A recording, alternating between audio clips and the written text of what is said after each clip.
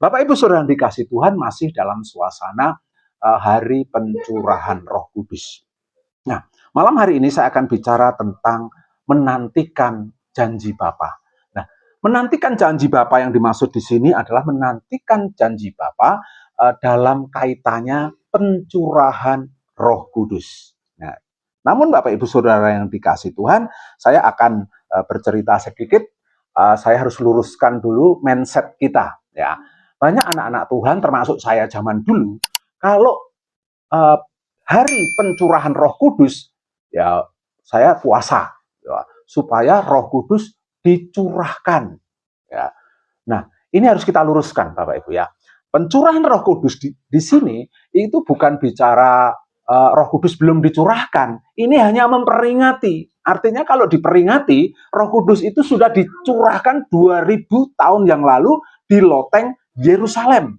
Artinya Roh Kudus itu sudah ada sejak dulu. Lalu apa Bapak Ibu? Hubungannya dengan kita bagaimana? Di situ para murid, nah murid Yesus itu sudah diberikan Roh Kudus sejak 2000 tahun yang lalu. Peristiwa Pentakosta, ya Bapak Ibu ya. Nah, sekarang kita memperingati pencurahan itu karena sudah dicurahkan dalam hati kita semua. Tetapi kita minta kepenuhan Roh Kudus. Nah, ini beda. Ya. Kalau dicurahkan itu diberikan dan ada tandanya. Tetapi selama proses kehidupan kita mengalami jatuh bangun, jatuh bangun, jatuh bangun, sehingga kita tetap aja berbuat sebagai orang percaya. Mungkin kita tidak mengalami penyertaan Tuhan yang sangat luar biasa karena kita tidak mengandalkan Tuhan. Nah, tapi kalau bicara Bapak Ibu ada Roh Kudus, Bapak Ibu percaya Yesus, sudah ada Roh Kudus. Buktinya apa? Kalau sudah ada Roh Kudus, coba Bapak Ibu coba bohong. Ada yang ngiling ke, ya, ada yang ngiling, gue mau kok bohong. Bapak Ibu ngenyek wong, ya, kenapa kamu tadi menghina? Padahal kamu harus mengasihi. Nah, itu Roh Kudus yang ada. Cuma dalam hal ini kita selalu kalah.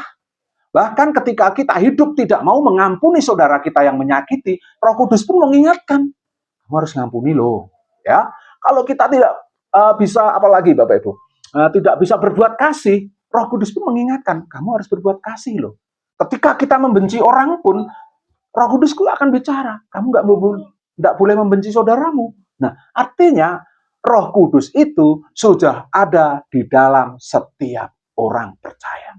Ini kasusnya beda ketika kita kepenuhan Roh Kudus. Nah, kepenuhan Roh Kudus itu adalah bicara tentang kuasa yang diberikan itu dan bicara kendali Tuhan di dalam hidup kita. Nanti kita akan bahas, ya.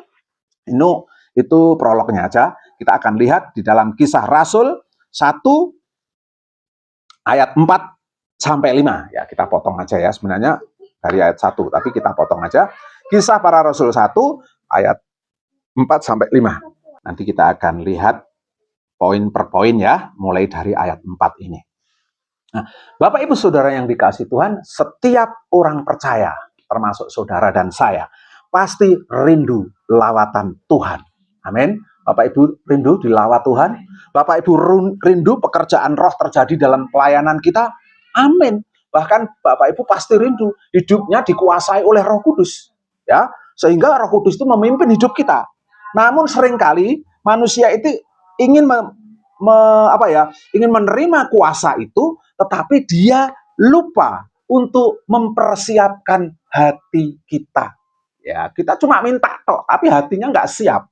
Nah, hati nggak siap itu, ya kita cuma minta jelegeretok gitu ya Bapak Ibu, euforianya saja. Nah, tapi hati kita tidak pernah mempersiapkan diri. Karena apa? Ternyata untuk menerima Roh Kudus itu kita harus siap. Rohani kita harus siap, Bapak Ibu ya.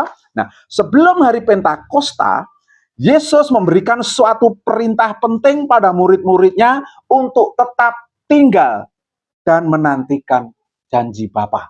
Jadi sebelum murid-murid Yesus itu pergi pelayanan, sebelum murid-murid itu berjalan untuk melanjutkan hidupnya, ya Bapak Ibu, dia disuruh tunggu di Yerusalem. Itu perintah Yesus.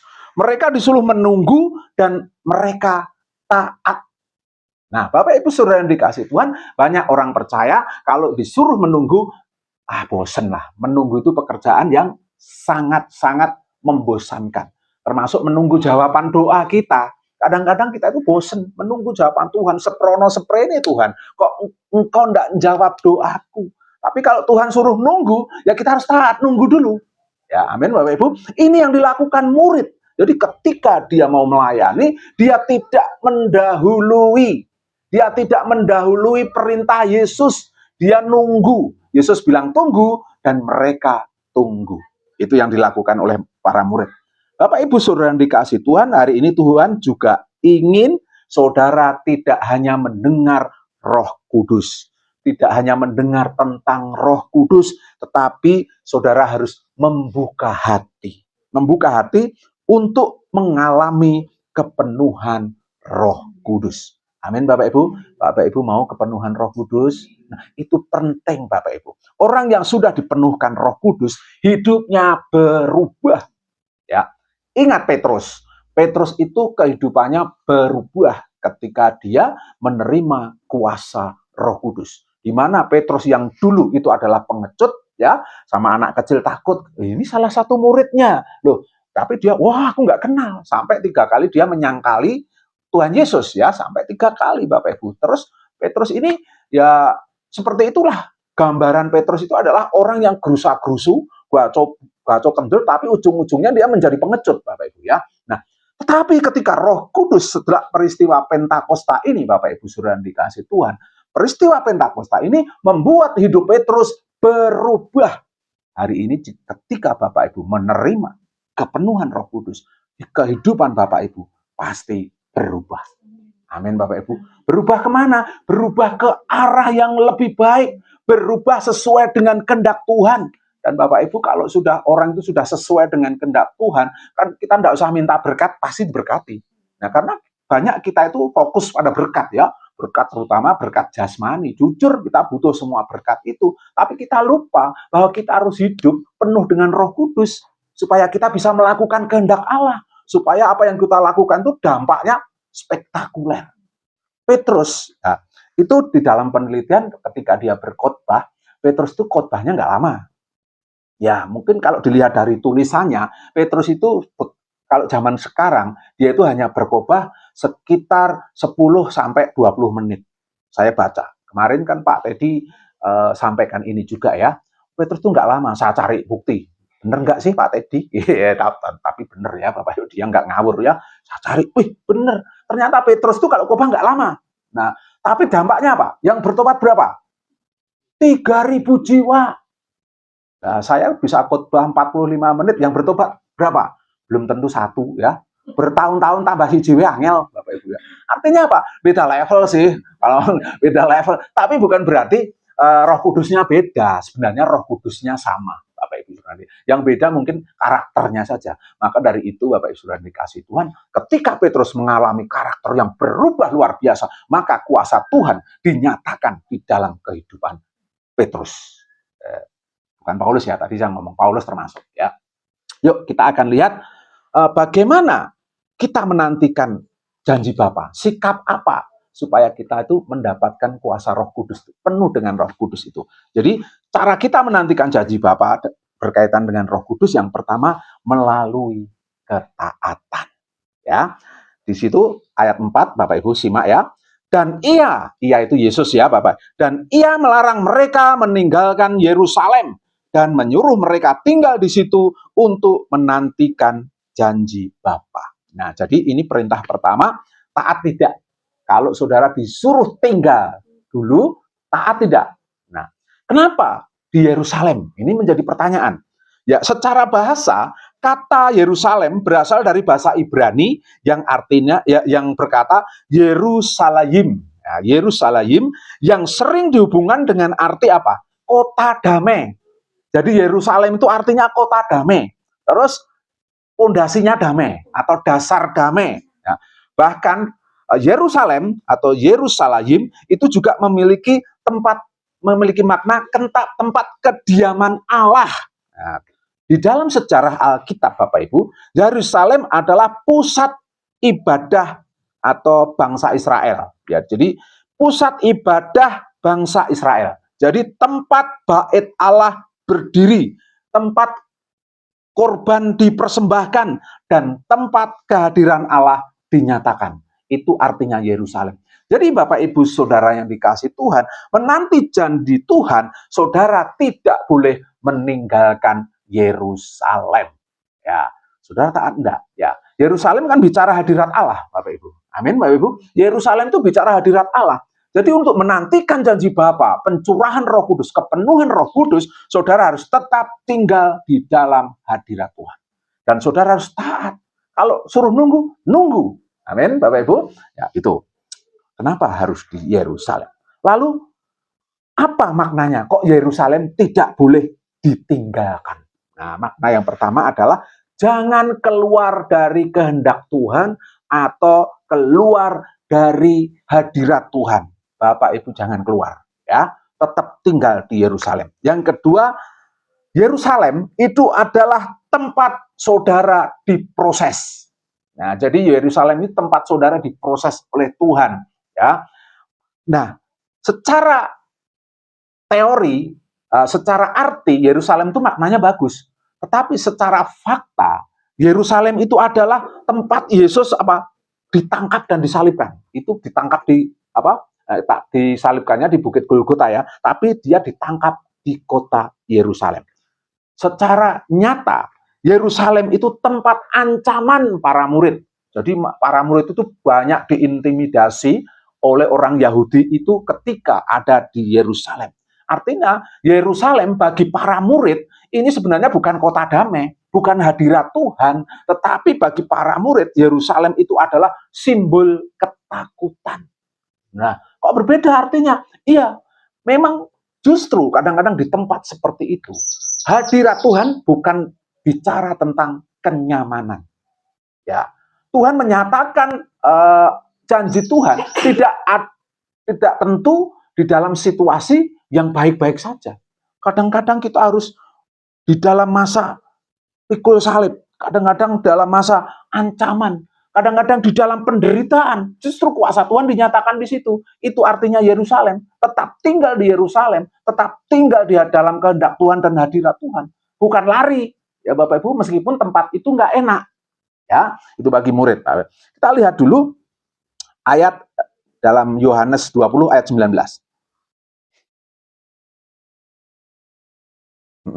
Ketika hari sudah malam, pada hari pertama minggu itu, berkumpullah murid-murid Yesus di suatu tempat dengan pintu-pintu yang terkunci, karena mereka takut kepada orang-orang Yahudi. Pada waktu itu datanglah Yesus dan berdiri di tengah-tengah mereka dan berkata, "Damai sejahtera bagi kamu."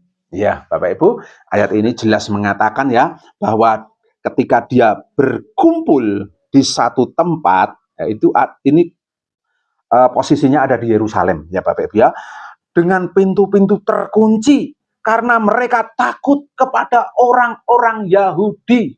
Murid-murid itu takut ketika Yesus disalib, Yesus mati, dia ketakutan. Dia ada di satu tempat, pintu dikancing, dikunci, karena dia takut dengan orang Yahudi, dan seterusnya.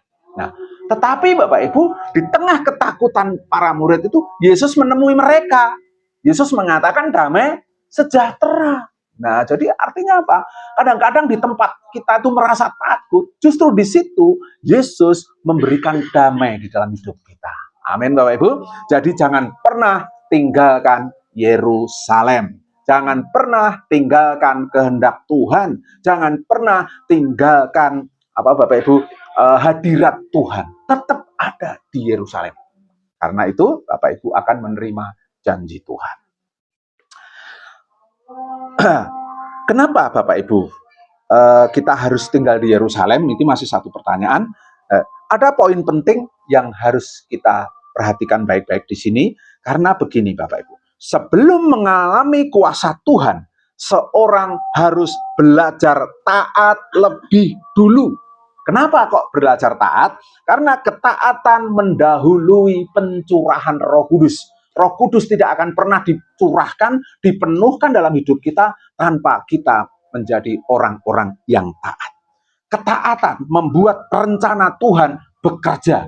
Ketaatan membuat rencana Tuhan terjadi di dalam hidup kita. Amin Bapak Ibu. Ingin rencana Tuhan terjadi? Tapi iblis nggak seneng. Iblis itu pengen menggagalkan rencana Tuhan. Tetapi Bapak Ibu harus kuat. Bapak Ibu harus taat. Karena apa? Rencana Tuhan akan terjadi pada orang-orang yang taat kepada Dia. Ketaatan dalam penantian adalah proses pembentukan iman. Jadi kalau Bapak Ibu itu taat, sebenarnya Bapak Ibu sedang diuji. Diuji kesabarannya, diuji apalagi? Diuji imannya, diujilah. Ini proses Bapak Ibu. Kalau Bapak Ibu hari ini mengalami banyak proses, banyak pergumulan, Bapak Ibu ingat, itu sedang diproses. Ya, proses Tuhan itu bisa lama, bisa cepat, tergantung ketaatan kita. Amin Bapak Ibu. Bangsa Israel itu ada di padang gurun selama 40 tahun karena bangsa Israel itu tegar tengkuk.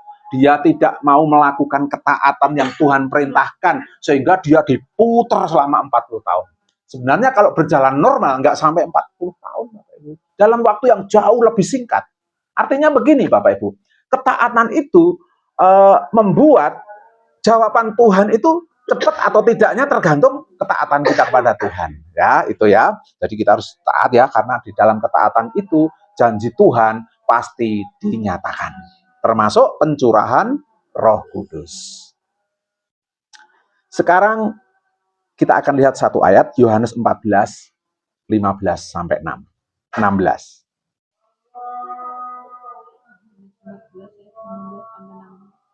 Jikalau kamu mengasihi aku, kamu akan menuruti segala perintahku.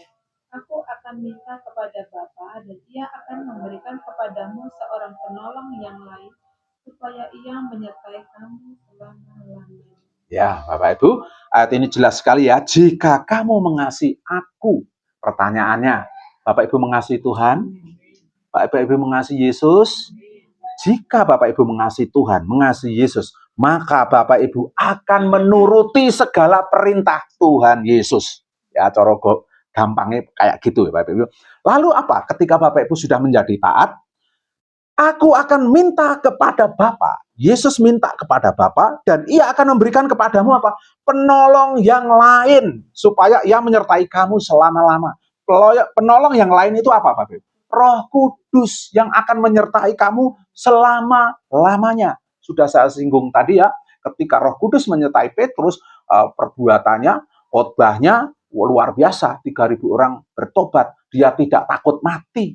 Dia tidak takut diintimidasi lagi. Dulu takut ngunci diri. Sekarang Petrus sangat berani, Bapak Ibu ya, karena ada Roh Kudus. Bahkan Petrus itu matinya aja disalib tapi terbalik.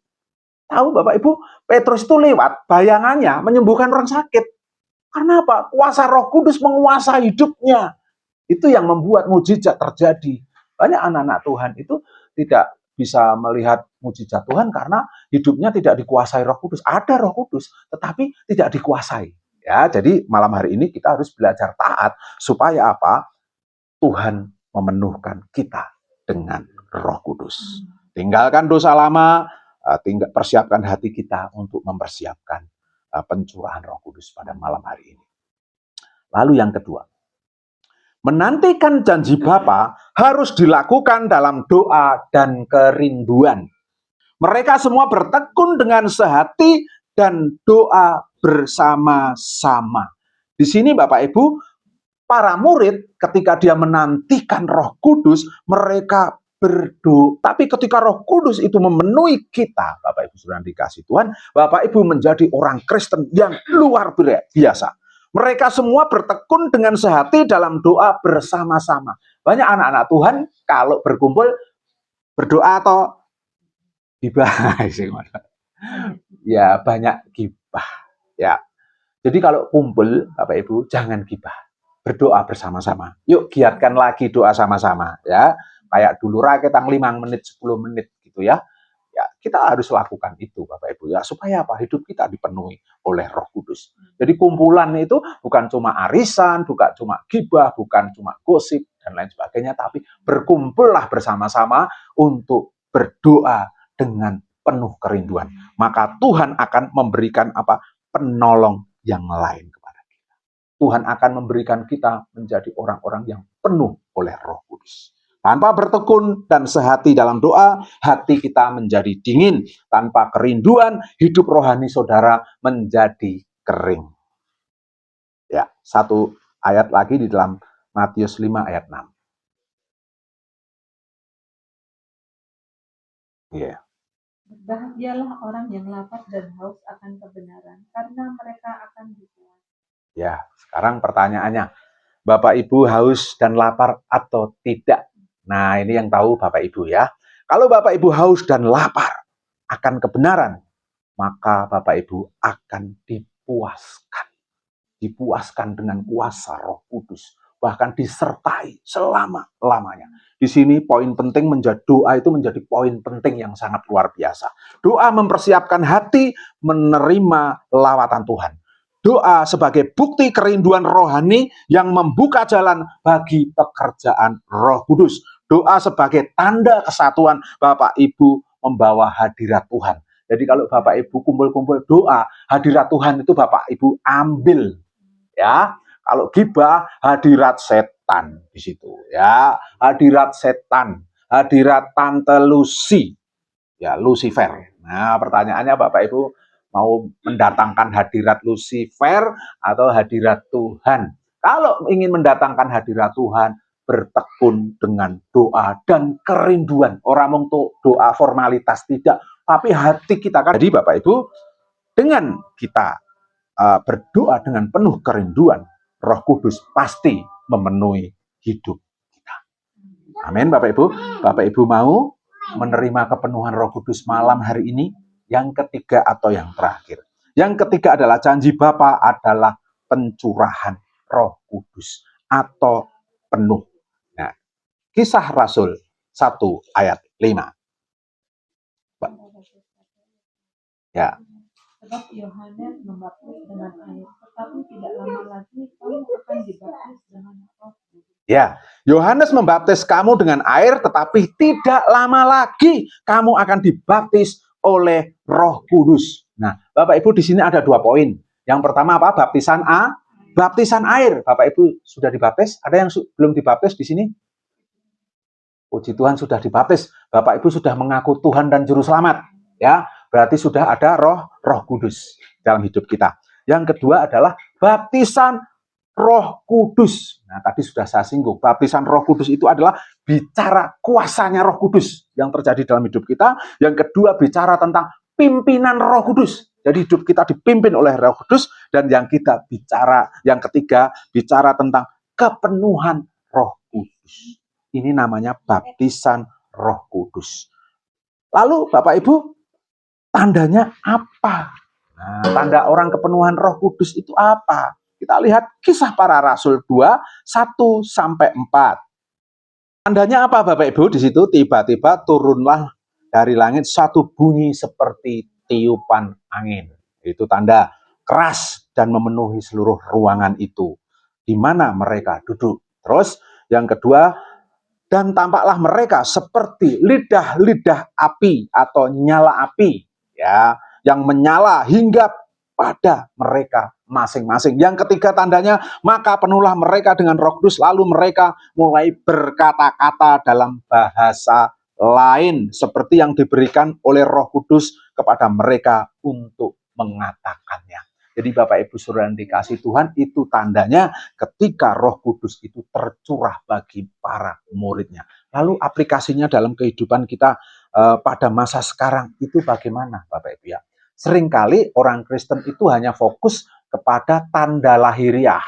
Ya, jadi kalau sudah kejang-kejang, gitu, mungkin sudah ngomong bahasa lidah, sudah penuh Roh Kudus. Belum tentu jawabannya Bapak Ibu ya. Tetapi itu hanya salah satu tanda. Tidak semua tanda harus seperti itu. Ya, kenapa kok seringkali bahkan di gereja-gereja tertentu menekankan bahasa roh ini. Kalau sudah bahasa roh, bahasa lidah, Bapak Ibu akan menjadi kelihatan rohani. Padahal tandanya bukan itu tok. Mana anginnya? Di situ ada angin loh, ya. Mana lidah apinya? Kenapa tidak ada angin dan tidak ada api? Karena angin dan api sulit dipalsukan. Tetapi bahasa roh itu kadang-kadang dipalsukan. Yang keluar tuh ego kita. ya, ben ketok rohani, lalu dia mengatakan bahasa-bahasa lain. Ada satu teori mengatakan begini. Dulu saya pun pernah diajar begini. Ketika saya ingin dibaptis Roh Kudus, pendeta itu ngomong begini. Sekarang katakan sesuatu, tapi jangan ada artinya. Nek Bapak Ibu nek kepengen suruh mengatakan sesuatu tapi tidak ada artinya, meh ngomong apa? Susah kan? Oh, kalau bilang haleluya, haleluya, boleh enggak? Tidak boleh, harus enggak ada artinya. Semelekete, boleh. Bapak Ibu ngomong semelekete, semelekete, semelekete, semelekete, terus gitu, lama-lama apa Bapak Ibu? Kebas. Wah, kalau kebas langsung ngocah sak senenge dhewe. Gitu? Atau mungkin boleh haleluya, haleluya, haleluya, haleluya, terus gitu Bapak Ibu. Bukan itu sebenarnya Bapak Ibu. Ya, bukan itu. Tetapi kalau Bapak Ibu memang dari Roh Kudus, Bapak Ibu nggak boleh tahan. Kalau Bapak Ibu ingin mengatakan sesuatu, jadi kita tidak bisa menghakimi kayak bahasa Roh Kudus ya, kayak digawe-gawe, nggak boleh. Ya, karena Tuhan itu memberikan itu sesuai yang dinyatakan. Sesuai yang dinyatakan Roh Kudus dalam hidup kita. Ya, saya tidak mengolok-olok, tidak Bapak Ibu, karena saya mengalami. Apa yang terjadi ketika saya disuruh gitu? Saya tetap ngeyel. Saya cuma ngomong gini, haleluya. Gitu, tahu-tahu apa Bapak Ibu? Saya berbahasa lidah. Orang tak gawe-gawe Bapak Ibu. Ngomong dewe wis aku ora ngerti aku ngomong apa. Ora iso tak balen-baleni Bapak Ibu. Nah, itu tanda gitu loh Bapak Ibu ya. Artinya apa Bapak Ibu sudah dikasih Tuhan? Kita tidak boleh memalsukan tanda itu. Kalau Tuhan tidak menyuruh, jangan lakukan. Tetapi kalau Bapak Ibu memang Tuhan menyuruh ngomong kayak gitu, tahu-tahu keluar sendiri, ya sudah, enggak apa-apa. Jadi jangan menghakimi nggih Bapak Ibu ya. Wah nek paham bahasa roh mesti terus mesti digawe-gawe ya toh, semilikete, sandalawa, itu menghina Bapak Ibu ya. Itu menghina, menghanyek gitu ya. Enggak boleh ya. Enggak boleh. Kadang-kadang kita lucu gitu ya. Tapi itu faktanya Bapak Ibu yang dikasih Tuhan. Jadi Bapak Ibu, tanda kepenuhan Roh Kudus itu adalah yang paling penting di dalam hidup kita, bukan cuma bahasa lidah. Itu penting.